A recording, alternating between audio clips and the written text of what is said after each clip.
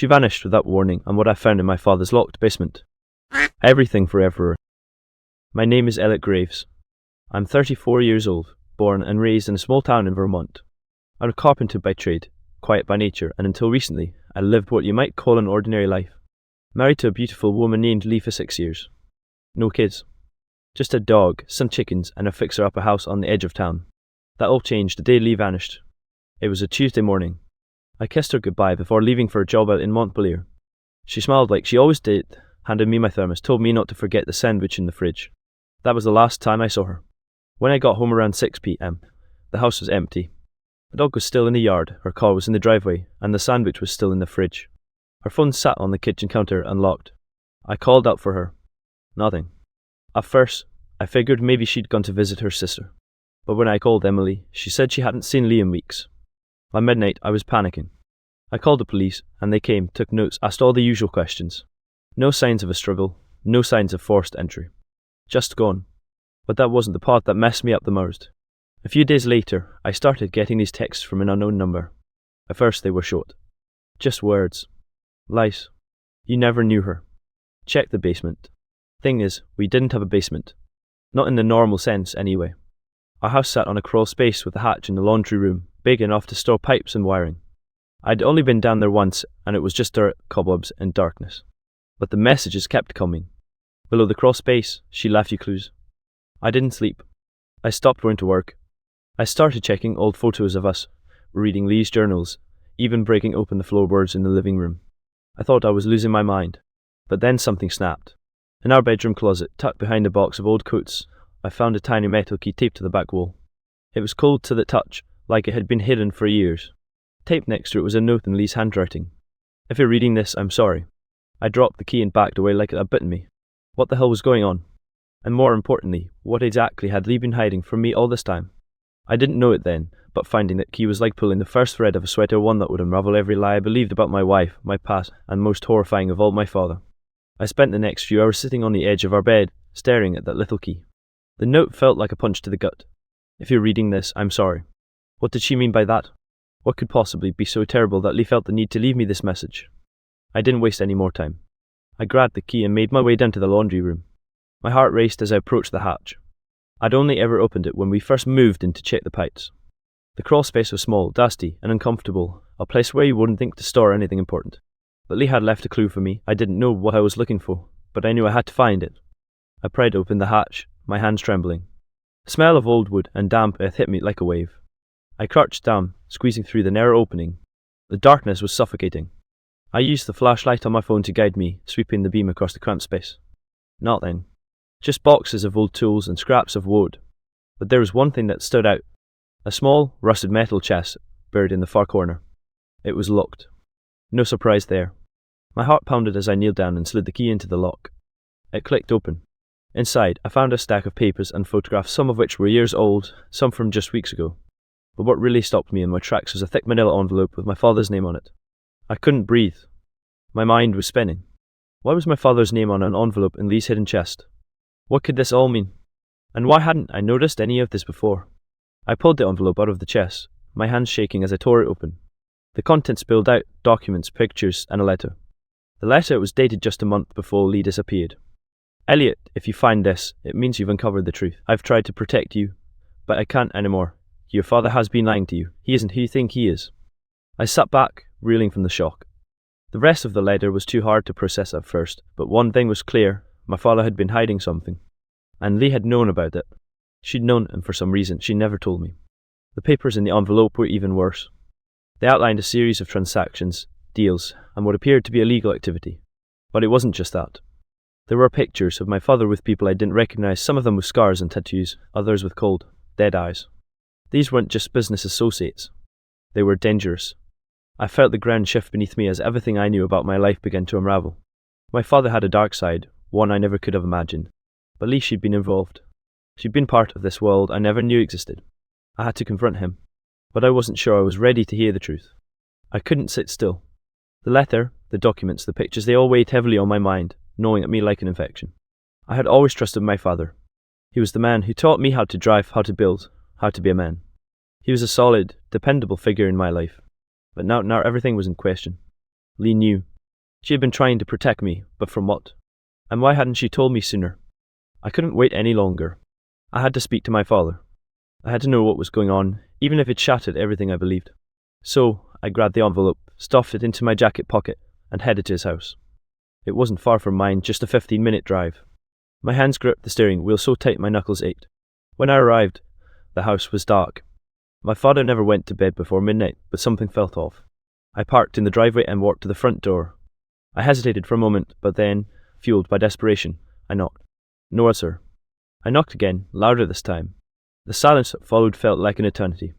That's when I noticed the faint glow of a light coming from the basement window. I froze. Why would my father be down there at this time of night? I didn't think. I walked around the back of the house, climbed over the broken fence, and approached the basement door. The lock was old and rusty, but it opened easily enough. I crept down the narrow steps, my heart pounding in my chest. The air was thick, musty, and the dim light from the basement window barely illuminated the space. That's when I saw him. He was sitting in an old armchair in the far corner of the room, staring at something on the wall. His back was to me, but there was no mistaking the tension in his shoulders. "Dad?" My voice broke the silence, sharp and sudden. He didn't move, didn't acknowledge me. "Dad, what's going on?" I demanded, stepping closer. "I know everything. I found the letter, the papers. What's all this about?" Finally, he turned around. His face was pale, his eyes bloodshot. He looked like he hadn't slept in days, maybe longer. He was wearing an old, tattered shirt, the same one he always wore when he worked down here. But it wasn't the clothes that caught my attention, it was the look in his eyes. "Thea. Elliot." His voice was hoarse-strained. "You shouldn't be here. You're not ready for this." I felt a chill run down my spine. Ready for what? He stood up slowly, like every movement was a struggle, and walked over to a table covered with old tools. Then, he picked up a worn journal, one I hadn't seen before. He placed it on the table in front of me. "I've been trying to protect you from this," he said, his voice breaking. "But I can't keep lying to you. You have to know the truth. Your mother. She wasn't just a housewife. She wasn't just a mother. She was involved in something far darker than I ever imagined, and so was Lee." The words hit me like a slap in the face. I took a step back, shaking my head. "What are you talking about? My mom, Lee. What did you do?" He lowered his gaze. "What I'm about to tell you, you're not going to believe. But I swear, I never wanted you to get involved in this world. I promised myself you'd never know. But now Lee's gone, and I'm afraid it's too late. They're coming for you, Elliot. They're coming for us all." He paused, as if to collect his thoughts. The room seemed to close in on me as the weight of his words sank in. Your mother, she had connections, Elliot, connections I didn't know about, dangerous people, and Lee, she got pulled into it. Just like your mother did. I tried to protect her, tried to protect you, but it's all falling apart now. I don't know who to trust anymore. I didn't know how to respond. What was I supposed to say to that? The man I thought I knew, the man who had been my father, was telling me that my mother, Lee, and even my own life were part of some dark, twisted secret that had been hidden from me my entire life. I didn't want to believe it. I couldn't. But the look in his eyes told me he wasn't lying. And then I heard it. A faint noise coming from the far corner of the room, behind a pile of boxes. A soft, rhythmic scratching. Something or someone was moving. My heart stopped. I wasn't alone down here. The scratching sound grew louder, and my heart raced as I slowly backed away from my father. The dim light from the basement window barely illuminated the far corner, but I could just make out the shape of something or someone behind the stack of old boxes. "Dad, what's that?" I whispered, my voice trembling. I didn't want to ask. I didn't want to hear the answer. But I had to know. My father's face twisted with a mix of fear and regret. He looked like he wanted to say something, but his mouth stayed shut. I could see his hands trembling as they gripped the journal he had placed on the table. Then, without a word, he grabbed my arm and pulled me towards the basement stairs. "You need to leave," he said, his voice urgent. "Now." "Wait," I gasped, pulling my arm out of his grasp. "I need to know what's down there. What's going on? Who's making that noise?" He glanced back towards the corner, his face pale. "No, you don't want to know. Trust me, you don't." But I couldn't stop myself. My feet moved of their own accord, my curiosity overwhelming my fear. I slowly approached the pile of boxes, my heart thudding in my chest. The scratching noise had stopped, and the silence that followed was suffocating. As I got closer, I saw something strange, a large, black tarp draped over the boxes, partially obscuring whatever was behind it. I reached for it, trembling, and pulled it back. What I saw made me stumble back in shock. A man. No, not just any man, a person who was chained to the floor, eyes wide open, staring at me in sheer terror. He was gone, skin stretched tight over his bones, and his face was covered in grime and blood. His hands were shackled, his legs bound. But it wasn't just the sight of him that left me speechless, it was the look in his eyes. There was something disturbingly familiar about him. I froze, unable to move, unable to speak. My father's voice broke through the haze in my head, but it sounded far away, like it was coming from a different world. Elliot, I told you not to look. I warned you. I turned to my father, my voice cracking. Who is he? What is this? Why is he down here? My father's expression darkened. That's the someone you're not supposed to know about, someone I've been keeping hidden for years. The man's eye shifted to my father. They locked in a silent exchange, a brief moment of recognition. And then he did something that made my blood run cold. He smiled. It was a smile filled with malice and recognition, a smile that told me this man knew exactly who I was. You. The man croaked, his voice hoarse, barely a whisper. You don't know, do you? I stumbled back, my mind spinning as the world around me seemed to tilt. What are you talking about? I shouted, my voice shaking with fear. The man's smile widened, and he laughed softly, a chilling sound that sent a shiver down my spine. You've been living a lie, Elliot. Everything you've been told. Everything you've known, it's all fake. You've been kept in the dark for a reason. Your father, he's not who you think he is. None of them are. I looked at my father, desperate for an explanation. But he just stood there, silent, his eyes filled with regret. Tell him the truth. Dad, I demanded, my voice rising. Tell me who he is. Who am I? My father's face softened, and for the first time in my life, I saw something close to fear in his eyes. Elliot, I never wanted you to know this. I promised I would protect you. The man in the corner chuckled again, a low, eerie sound. It's too late for that. The truth is already out. I turned back to him, my mind reeling. What truth? What are you talking about? He looked at me with those piercing, empty eyes. You were never meant to live a normal life. Your mother, she wasn't just protecting you from the world, she was hiding you from something much worse. You are not who you think you are, Elliot. Your father isn't who you think he is. The words hung in the air like a death sentence, suffocating me. I didn't understand. I couldn't understand. My father wasn't a perfect man, but he wasn't this monster. Was he? The man's eyes gleamed as he spoke again, his voice growing weaker. The truth will find you. It always does. And then, just as quickly as it had started, the man's head drooped, his body going limp in the chains that bound him. His smile faded into an empty stare. I could hardly breathe. I was drowning in confusion and fear. Who was this man? What had my father done? And why had they kept all of this from me? Before I could ask any more questions, my father pulled me away from the chained man. We need to leave now. There's no going back. But I wasn't sure I could walk away from this. Not anymore. The truth was closer than ever, but it was more terrifying than anything I could have imagined. And as I left the basement, the man's final words echoed in my mind. The truth always finds its way. We didn't speak a word as we left the basement. My father didn't look at me, and I didn't look at him. My mind was consumed with the images I'd just witnessed, the chained man, his terrifying words, and the gnawing sensation that my entire life had been a lie. We walked up the stairs in silence. When we reached the top, my father stopped and turned to face me. There was a look in his eyes I had never seen before, something raw, desperate, and filled with regret. But beneath it, I saw something darker. Something I hadn't fully understood until now. You need to leave, he said quietly. You're in danger now, Elliot. They'll come for you. They always do. I shook my head in disbelief. Who will come for me? What are you talking about? Who was that man? And what did he mean when he said I wasn't who I thought I was? My father didn't answer. He looked away as if he couldn't face me anymore. I could see him struggling with something deep inside. He was breaking, and I could feel it. You should have told me everything, I said, my voice sharp. You should have trusted me. I don't know who you are anymore. I don't know what you've done. He closed his eyes, as if the weight of my words had struck him like a physical blow.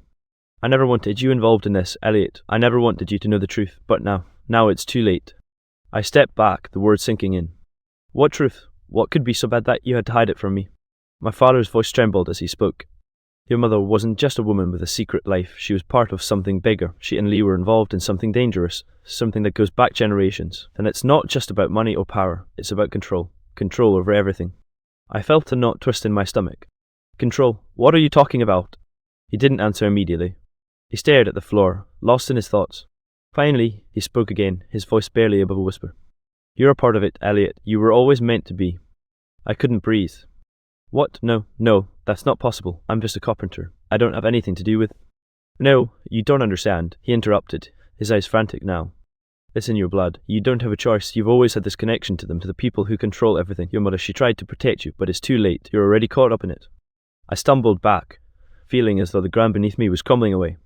This doesn't make any sense. What do you mean, in my blood? What connection? My father's hands were shaking now. He grabbed me by the shoulders, his grip tight, desperate. I wanted to keep you safe, but I failed. They've been watching you for years, and Lee, she wasn't just protecting you, she was trying to keep you from them. I don't know how long you have before they come for you. You need to leave now. I didn't know what to say. My mind was spinning. My whole life, Everything I thought I knew had been a lie.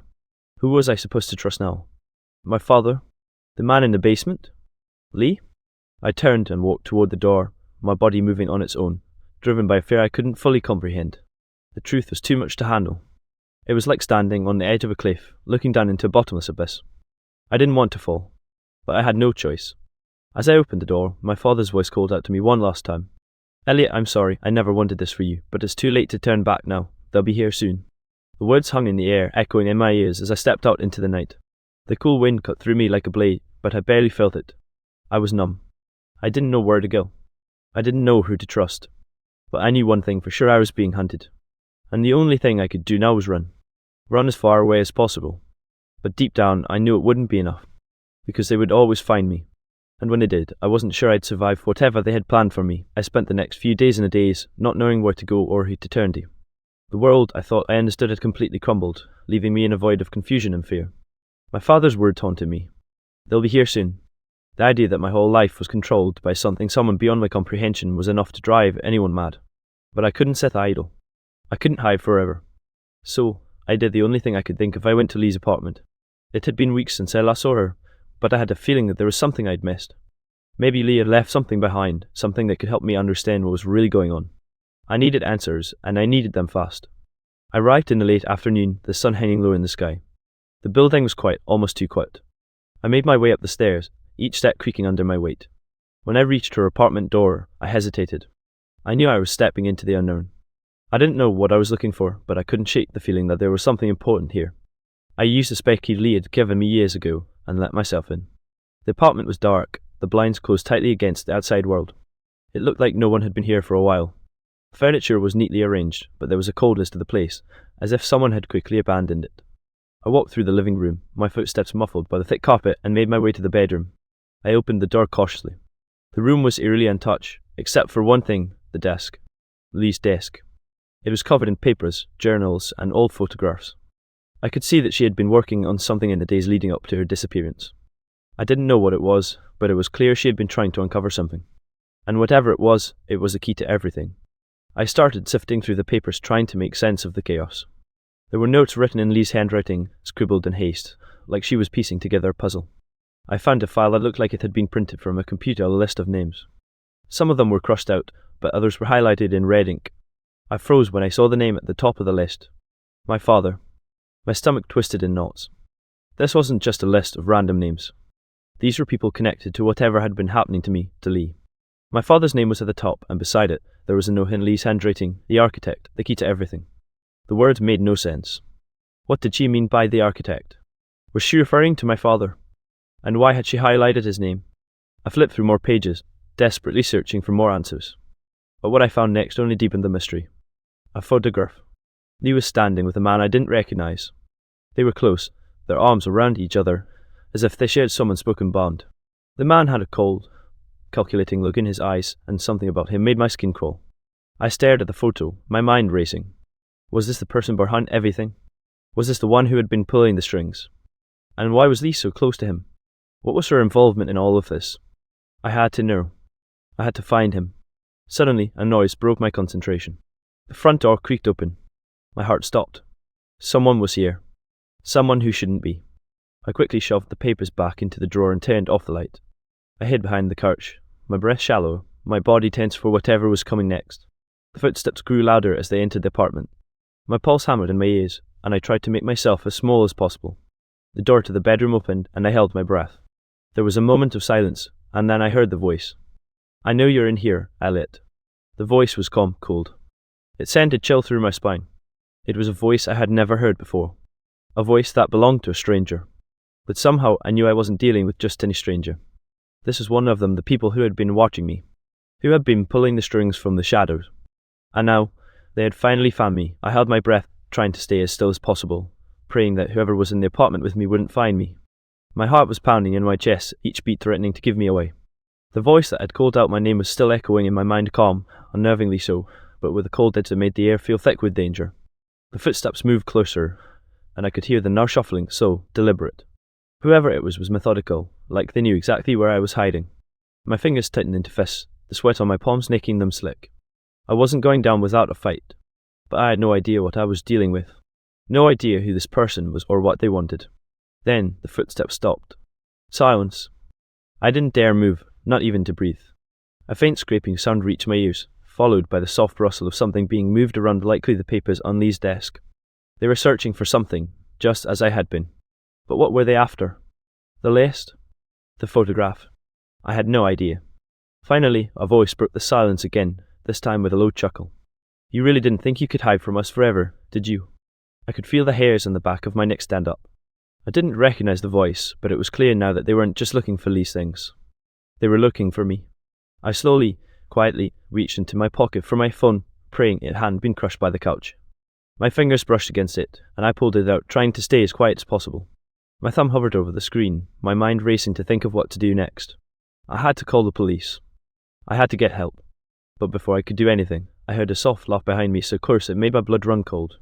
My eyes snapped toward the sound, and I saw him, an imposing figure, tall and dressed in dark, inconspicuous clothing. He was standing in the doorway, a smirk on his face, his eyes locked on mine with a kind of predatory intensity. You're not going anywhere, Elliot, he said, his voice smooth, almost too calm. You've made a lot of mistakes. The biggest one was thinking you could walk away from this. I froze, unable to speak. My brain was trying to process the situation, trying to make sense of it all. This man. Was he one of the people who had been after me? Was he part of the same group that had been controlling everything behind the scenes? Had they been watching me all along, like my father had said? He took a step forward, his gaze never leaving mine. You've been living in a lie. You think your father was protecting you, but he's just another pawn, just likely, just like your mother. My blood ran cold at the mention of my mother. I hadn't even begun to process what my father had told me, but hearing it now, coming from this man, made it feel all too real. Your father is weak, he continued, stepping closer. He thought he could protect you, but the truth is, you were never meant to live a normal life. Your bloodline is too important, and now you're in the middle of it, whether you like it or not. I shook my head, trying to back away, but my legs were like lead. What do you want from me? He smiled, the kind of smile that made my stomach turn. You're the key to everything, Elliot. You always have been, and now it's time to make you understand what's at stake. I backed away, my hand shaking as I fumbled for the phone in my pocket again. This time I managed to unlock it. I wasn't sure if I'd be able to call for help in time, but I had to try.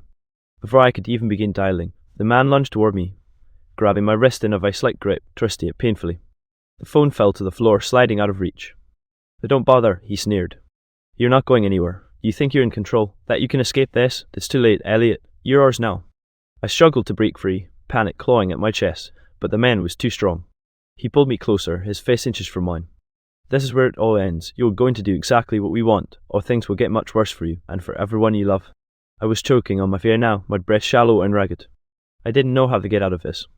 But I knew one thing: I couldn't let them control me. Not like this. I had to find a way out. I had to fight. And just when I thought everything was lost, the sound of a door slamming open echoed through the apartment. Another voice, one I recognized, rang out. Let him go? I turned to see my father standing in the doorway, a gun in his hand. My heart skipped a beat. Dad? I gasped, barely able to process what was happening. The man in front of me turned toward my father, his expression hardening. You should have stayed out of this, old man, he growled, his hand reaching for a weapon I couldn't see. But my father didn't hesitate. The gun fired once, then twice. The man's body jerked as the bullets hit him, but he didn't fall. He staggered backward, his eyes wide with shock, before he collapsed to the floor, his hand still outstretched toward me. Everything went quiet. My father rushed to my side, his hand shaking as he helped me to my feet. Get out of here, Elliot, now. I didn't know what to do. Everything was happening so fast, and I was still trying to process what had just happened. But one thing was clear: I couldn't stay here any longer. My father had just saved me, but I couldn't trust him anymore. I couldn't trust anyone. I ran.